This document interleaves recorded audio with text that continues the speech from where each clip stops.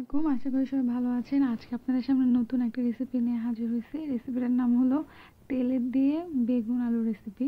তো আমি এই রেসিপিটা বানানোর জন্য কড়াইতে সামান্য পরিমাণ তেল দিয়ে নিয়েছি, যেই তেলটুকু দিয়ে আমি পেঁয়াজটা জাস্ট সটে করে নিতে পারবো। কজ অলরেডি আমি মাছের তেল দিয়ে রেসিপিটা করবো, তো আমার তেলের পরিমাপ এখানে খুব পরিমাণ কম লাগবে। তো আমি এটা পেঁয়াজটাকে হালকা লাল করে নিব। তো আপনারা দেখতে পাচ্ছেন যে আজকে আমি মাটির চুলায় রান্না করতেছি। মাটির চুলায় আসলে রান্নার স্বাদটা অন্যরকম। যেহেতু একটু ঠান্ডা পড়ছে তাই ভাবলাম যে একটু মাটির চুলায় রান্না করি। তো আমার ব্যাকগ্রাউন্ড প্লাস আমার কড়াই টড়াই একটু ডিফারেন্ট, যেহেতু মাটির চুলায় রান্না করতেছি। এখানে আমি অন্য নন স্টিকগুলো ইউজ করতে পারতেছি না। তো বাসায় যেই জিনিসগুলো ইউজ করি সেইখানে আজকে এখানে সেই জিনিসগুলো ইউজ করতেছি।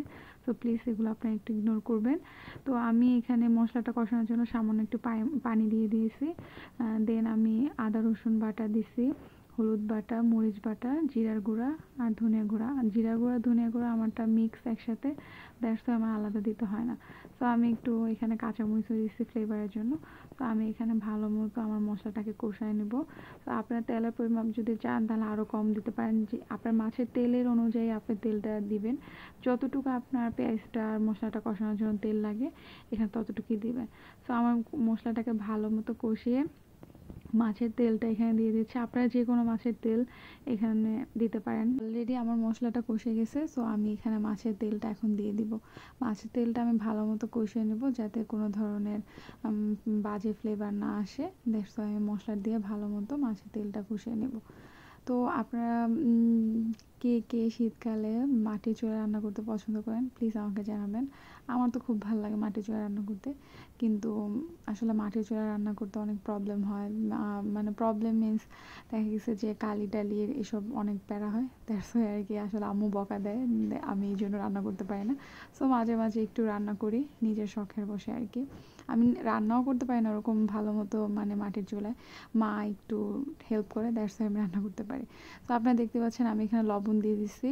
তো আমার মাছের তেলটা ভালো মতো কষানোর পরে এরকম একটা কালার চলে আসছে। এখন আমি বেগুন কুচি আর আলু কুচিটা দিয়ে দেবো। তো এখানে বেগুন আলু দুইটাই মিক্স আছে, আমি দুইটা একসাথে এখানে জাল দিচ্ছি। সো আপনারা এখানে কোনো ঢাকনা ইউজ করবেন না। আপনারা যতটুকু যদি গ্যাসের চুলায় যখন রান্না করবেন একদম ধিমি আঁচে রান্না করবেন, তাহলে এই জিনিসটা সুন্দর ভালো মতো কষে যাবে। যদি আঁচটা বেশি থাকে তাহলে দেখা যাবে তেলটা লেগে যাবে। আমার মাটির চুলা, তাই হয়তো আমি আঁচ এত কম দেওয়াতেও আমার দেখা গেছে যে আমার তেলটা লেগে যাচ্ছে। তো আপনারা খুবই ধিমি আঁচে এটা রান্না করবেন। আমার মনে হয় রান্নাটা অনেক মজা হবে যদি ধিমি আঁচে আপনারা রান্না করেন। তো চচ্চড়িটা আমি ভালো মতো নেড়ে চেড়ে দিচ্ছি যাতে এটা ভালো মতো মশলাটার সাথে মিশে যায়। সো অলরেডি দেখেন আমার তরকারিটা হয়ে আসছে। আমি এখানে ধনেপাতা দিয়ে দেন এটাকে উঠায় নিব। তো আপনারা প্লিজ এটা ট্রাই করতে পারেন। অনেকেই তেল পছন্দ করে না, আমি পার্সোনালি মাছের তেল পছন্দ করি না, বাট এই রেসিপিটা প্লিজ একবার ট্রাই করবেন। এটা অনেক মজা হয়েছে, আমি খেয়ে দেখছি, দেখে আপনাদের বলতে পারতেছি। তো প্লিজ আপনারা ট্রাই করেন। আর আমার রেসিপিটা যদি আপনাদের ভালো লেগে থাকে প্লিজ লাইক করবেন, শেয়ার করবেন, সাবস্ক্রাইব করবেন। Thank you so much.